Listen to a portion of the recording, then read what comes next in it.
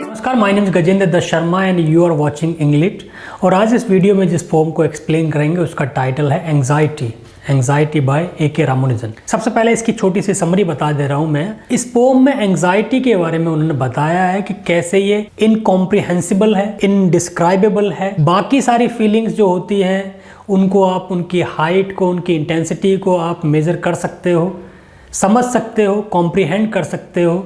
लेकिन एंग्जाइटी एक ऐसी फीलिंग है, एक ऐसा फियर है जिसको कि ना तो डिसर्न किया जा सकता है, ना ही डिस्क्राइब किया जा सकता है, जो कि है भी और दिख भी नहीं रही, जो कि सिर्फ फील की जा सकती है। बाकी उन्होंने आगे पोम में बाकी सारी फीलिंग्स के बारे में कहा है कि उनको एक कॉन्क्रीट शेप में, एक कॉन्क्रीट इमेज में देखा जा सकता है, उनको एक्सप्लेन किया जा सकता है, मेज़र किया जा सकता है, उनके बारे में कॉन्क्रीट तरीके से बताया जा सकता है। लेकिन एंग्जाइटी एक ऐसी फीलिंग है, एक ऐसा फियर है जो कि किसी भी तरीके से डिस्क्राइब या फिर उसको मेज़र या फिर उसकी इंटेंसिटी को मापा नहीं जाता। हो सकता है अपनी जो एक एंग्जाइटी रिडन स्टेट होती है उसके बारे में बता रहे हो, जो कि उन्होंने मैथमेटिकल इमेजेस का सहारा लेकर के एक्सप्लेन किया हुआ है। बहुत सारी वाटर की इमेज, जो एक स्वैम्पी ग्राउंड होती है उसकी इमेज, एक जैसे वाटर का फ्लो होता है वो दिखता है सब कुछ, ये भी फ्लो तो है, कांस्टेंट तो है, लेकिन उस तरीके से एक्टिव नहीं है। इसकी मूवमेंट कैसी है, जैसे कि समझ लीजिए स्वैम्पी ग्राउंड होती है, दलदल की तरह है, जो बहुत स्लो है, बहुत स्लगिश है, लेकिन वो है। ये उस पेड़ की रूट्स की तरह है जो कि सरफेस के नीचे है और बहुत फैली हुई है और ओपन एंड्स हैं उनके, कहीं पे उनका एंड जो है, एंड स्टॉप जैसे वो कहते हैं, वो नहीं है। उस इनकॉम्प्रिहेंसिबल जो नेचर एंग्जाइटी का है उसको इस पोएम से उन्होंने एक्सप्लेन किया हुआ है। अब टेक्स्ट की बात करते हैं। Not branchless as the fir tree, एक ट्री जिसकी ब्रांचेज नहीं है, जिसकी ब्रांचेज नहीं है उसकी रूट्स भी नहीं है, लेकिन एंग्जाइटी उस ट्री की तरह है जो ऊपर से भले ही ब्रांचलेस हो लेकिन अंदर से उसकी रूट्स हैं। बाहर से भले ही वो ना दिखे लेकिन वो होती है। तो ट्री की इमेज से उन्होंने उसको एक्सप्लेन करने की स्टार्ट किया है कि not branches as the fir tree, it has naked roots and secret twigs. Naked roots मतलब विजिबल हैं और नहीं भी, वो सरफेस के नीचे है। जैसे कि जो आपका मनोचित्त है, underneath the feeling of anxiety is there. ऊपर से शायद वो दिख रही है या नहीं दिख रही है, लेकिन वो अंदर है। आप कितनी भी कोशिश कर लिए उसको एक्सप्लेन नहीं कर पा रहे हो। वो एक अजीब सा डर है लेकिन वो अजीब सा है, इनडिस्क्राइबेबल है। अब रूट्स और ट्री, जैसे ट्री का सिंबल ऑफ ग्रोथ और लाइफ उसकी तरह देखते हो, तो ये क्या है, इसमें भी एक ग्रोइंग टेंडेंसी है। जैसे रूट्स हैं पेड़ के नीचे वो फैलते चली जाती है, कहाँ तक रुकेंगी nobody can understand, nobody can know, लेकिन वो चलते चले जाती हैं। तो ओपन एंड्स हैं उसके, वो रूट्स हैं एंड सीक्रेट ट्विक्स।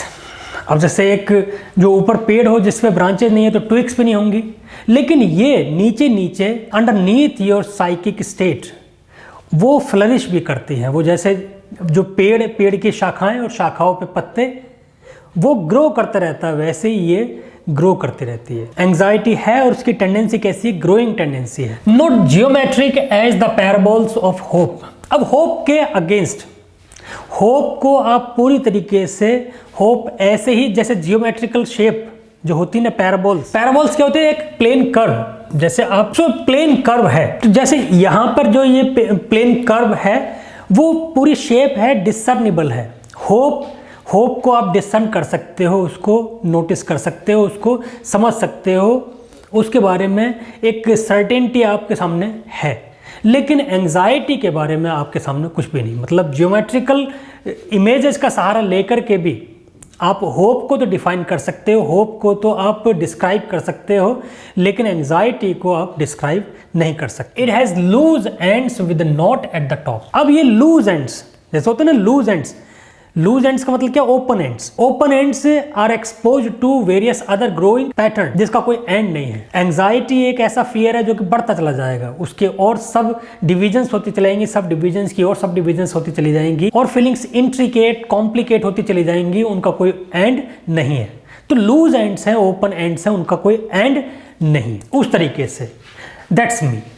अब वो कह रहे हैं कि यहाँ पर उन्होंने एक्सप्रेस ही कर दिया कि it is my feeling, I think, I feel that it is my state. I often remain in that kind of state which is incomprehensible. शायद उसको बताया ना जा सके। जब भी जो एंग्जाइटी किसी तरह की ऐसी स्टेट है जिसको कि मैं कब बताने में फेल हो जाता हूँ। I don't know how to describe it, I don't know how to compare it. So पहले इमेज दी ट्री की ब्रांचेस की तरह ये ग्रो तो करती है, दिखती नहीं है लेकिन ग्रो करती है।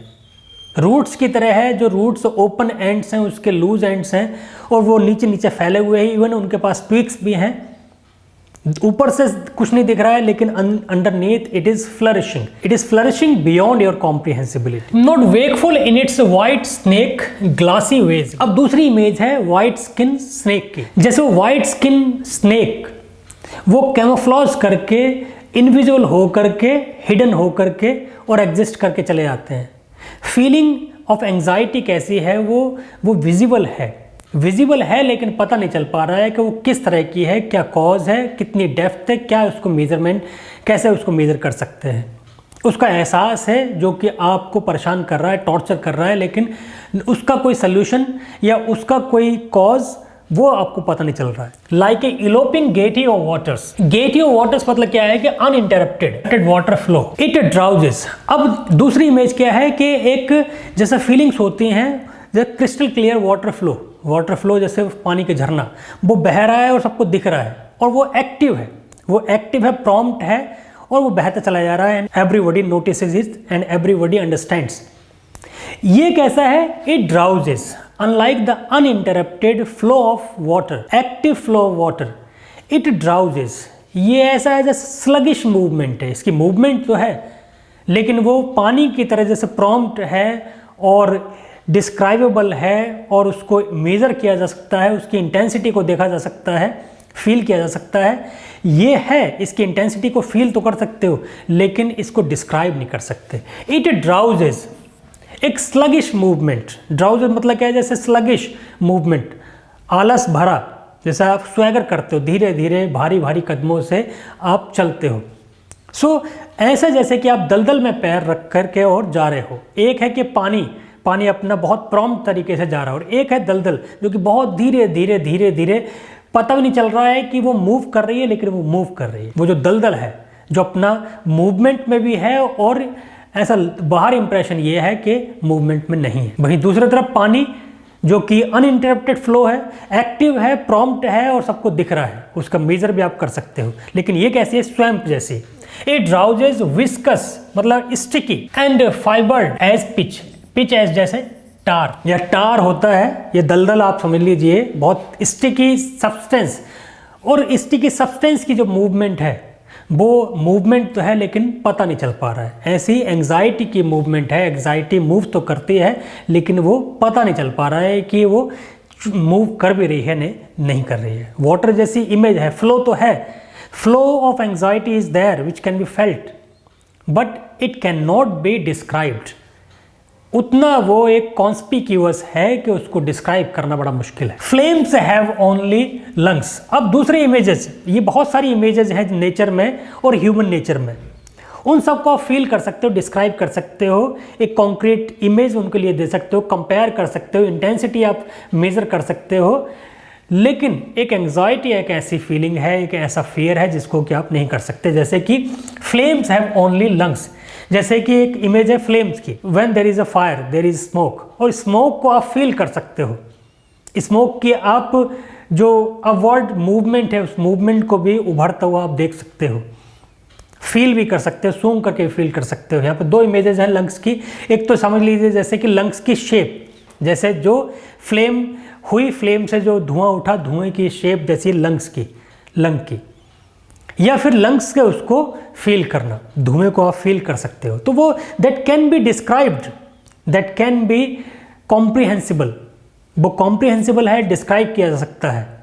ठीक। एक दूसरी इमेज है water is all eyes. Water is all eyes का मतलब सिंपली क्या है कि when you are sorrowful and then you weep and then you shed tears. जो टीयर्स हैं वो आपके उस ग्रीफ की इंटेंसिटी का सिंबल है, वो उसको डिस्क्राइब कर देते हैं। दे simply make you express your feelings. जो सप्रेशन है, सप्रेशन अगर आंसुओं में बह जाए तो वो पता चल जाता है कि क्या है। एंग्जाइटी एक ऐसी फीलिंग है, एक ऐसा फियर है जिसको कि डिस्क्राइब करना बड़ा मुश्किल है। So water is all eyes, water मतलब क्या है? Tears. When you are sorrowful, when you are tensed and then you feel like crying. So वो क्राइंग करना, वो आंसू बहाना, वो डिस्क्राइबेबल है, वो पता चल जाता है कि किस फीलिंग से आप परेशान हो। You are why you are sorrow ridden. The earth has bone for muscles. और यहाँ पे अर्थ की इमेज दूसरी है कि अर्थ जितनी भी हमारी मसल्स हैं, यानी जितनी भी हमारी ग्रोइंग जो टेंडेंसी है या ग्रोथ है, हमारी जो मस्कुलर पावर है या फिर ह्यूमन बॉडी जो भी नरिशमेंट है, उस नरिशमेंट का जो भी सोर्स है अर्थ से, वो डिस्क्राइब किया जा सकता है।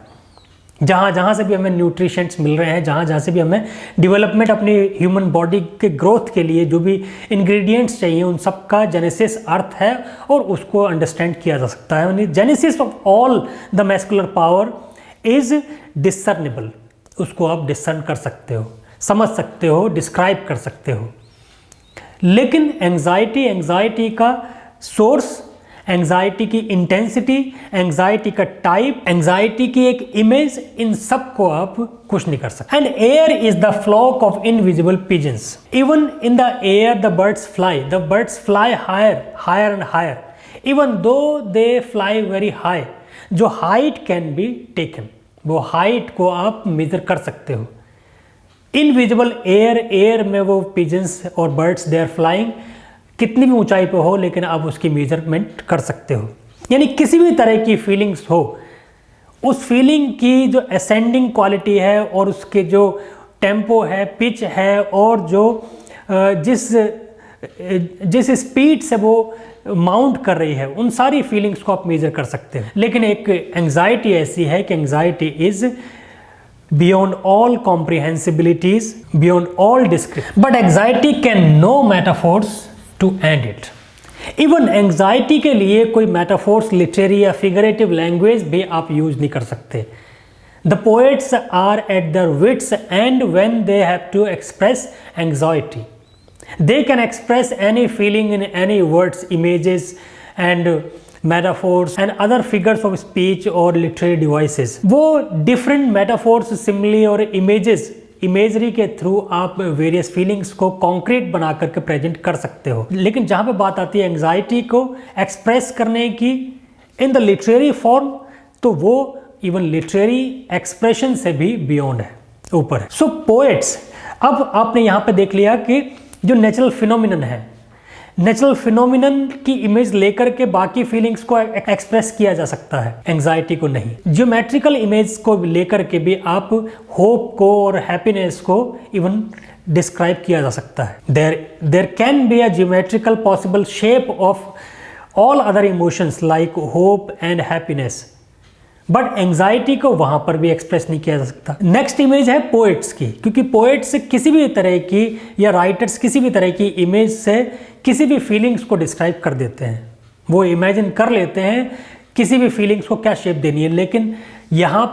लेकिन इनको यहाँ पे लगता है कि एंग्जाइटी को तो पोएट्स भी एक्सप्लेन नहीं कर सकते, शायद कॉम्प्रिहेंड नहीं कर पाएंगे, तो फिर उसको एक्सप्लेन और एक्सप्रेस कैसे करेंगे। So anxiety is also beyond the poetic expressions. न तो पोएटिक एक्सप्रेशंस में, ना ही कोई जियोमेट्रिकल शेप में, ना ही कोई नेचुरल इमेजेस उनमें, ना ही कोई नेचुरल जो एस्पेक्ट्स होते हैं उससे।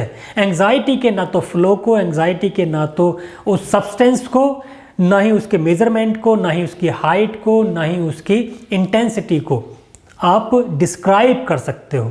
The only thing you can do safely is to feel, बस उसको फील कर सकते हो। वो एहसास है जो कि आप, एहसास तो आपको रहेगा, इनविजिबल ही सही, लेकिन एहसास आपको रहेगा। बस उसको कैसे डिस्क्राइब करना है, क्या वर्ड्स में उसको शेप देनी है, वो शेप आपको नहीं मिलेगी। This is what anxiety is all about. शायद पोएट की खुद की एक ये जो एंग्जाइटी रिडन स्टेट है, जिसको कि वो खुद कॉम्प्रिहेंड नहीं कर पा रहे हैं, खुद समझ नहीं पा रहे हैं, तो उन्होंने एक पोम के थ्रू इसको एक्सप्रेस कर दिया। So that is all for now. Hopefully I was able to make some sense to the explanation of this poem. ये पोम बहुत सारी यूनिवर्सिटीज़ में यूजी और पीजी के जो इंग्लिश लिटरेचर का जो सिलेबस होता है उसमें प्रिस्क्राइब्ड होती है। सो आप बाकी सारे स्टूडेंट्स को भी शेयर करिए, और अगर पहली बार इस वीडियो को देख रहे हो तो लाइक भी करिए और इस चैनल को सब्सक्राइब करिए ताकि इस तरह की वीडियो आपको सबसे पहले मिल जाए। Thank you so much.